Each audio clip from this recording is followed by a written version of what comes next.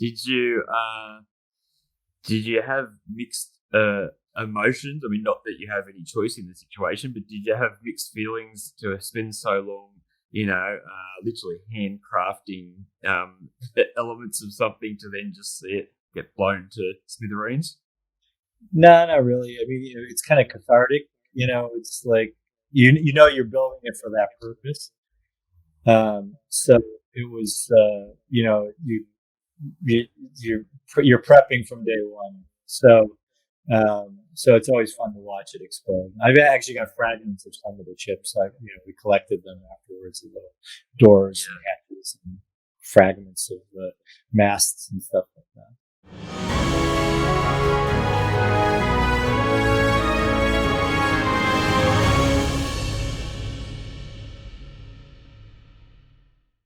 Once I got back to Ireland, and they said, we're not quite ready for Terminator 3 just yet, but they're working on Pirates of the Caribbean. Would you like to come? You want to work on that? And so they stuck me with that crew.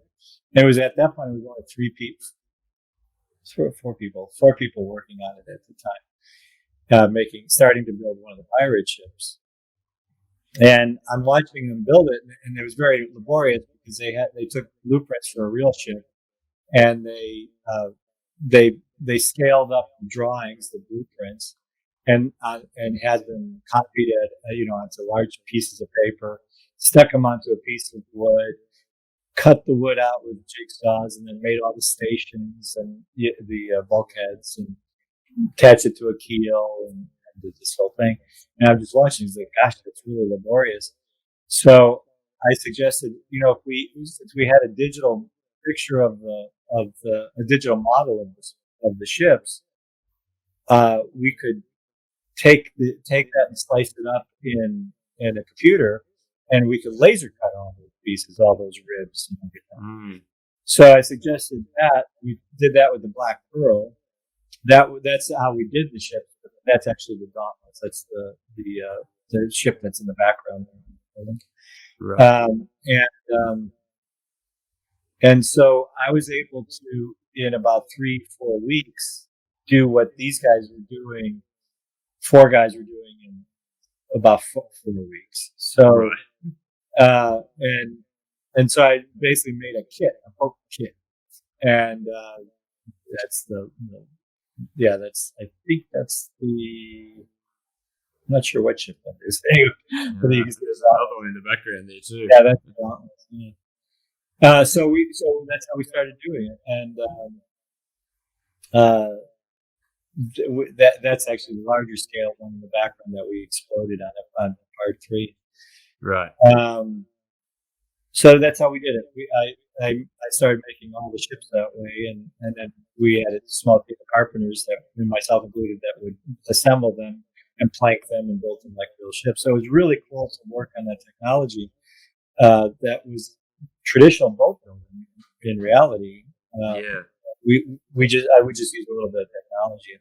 So. Yeah, absolutely. It's kind of one of those things that I've always thought would be quite interesting as well. Like, I really enjoyed doing woodwork and metalwork and stuff like that when I was in high school, and we grew up doing a lot of stuff on the water. So I love, Dad loves the water. That sort of rubbed off on me. Did a lot of water skiing and wakeboarding and other kind of boating things, and so. And I love always been interested in pirates, in those the concept of being on a sailing ship fascinates me, particularly the concept that so many of them didn't even know how to swim. So, and then add to that they thought the world was flat, and then still deciding to go sail off into the distance to see what was there anyway. With the thought people will do for money. you may at one stage just literally tip off the side of the world is pretty crazy.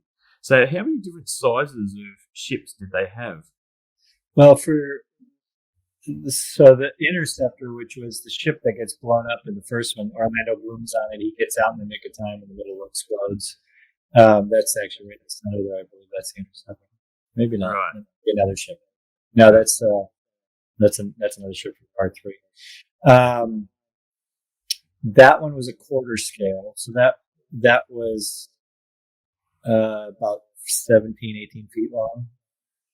And then the Black Pearl was 6 scale, and that was roughly about 17, 18 feet long. And then we built the Dauntless, which was the big battleship that was the Royal Navy ship. And that was 12 scale. That one was smaller. That was probably about 12 feet long. Yeah.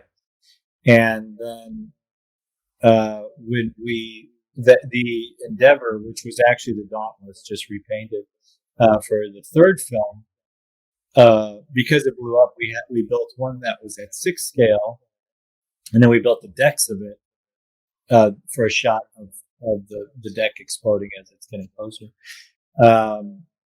We built that at 3rd scale, so that was about 33 feet long, and I think the 6 scale Endeavor was 23 feet long or something like that. It's pretty big. Right. So, and then they weren't intending. Well, the Interceptor was always intended to be in the water, and they built a tank behind ILM with a green screen behind it, and that's I think some of the shots you see lower down on that screen. Right. Yeah, that's the one on the left there in the center. Yeah. And so they had wave tanks and they had lightning flashing and everything at it. And then the Black Pearl, they ended up putting that in the water. They weren't originally intending to put the Black Pearl in the water, but they did. And then the other ships, none of them saw water, so except the ones that did. So. Yeah. Did you have mixed emotions? I mean, not that you have any choice in the situation, but did you have mixed feelings to spend so long, literally handcrafting elements of something to then just see it get blown to smithereens? No, not really. I mean, it's kind of cathartic. It's like you're building it for that purpose. So it was, you're prepping from day one. So it's always fun to watch it explode. I've actually got fragments of some of the chips.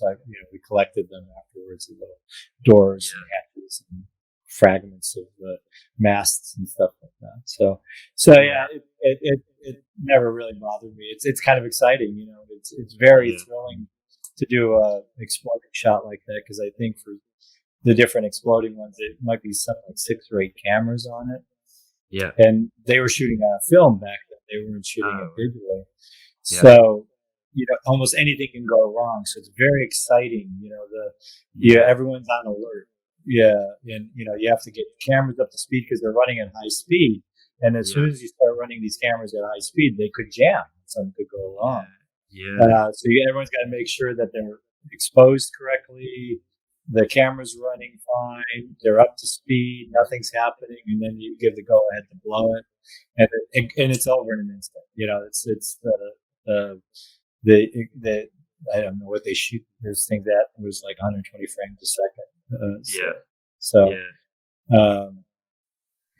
it goes very quickly, but on film it looks spectacular. So it's always thrilling. Yeah. Well, and who doesn't love explosions? I don't know. I certainly did.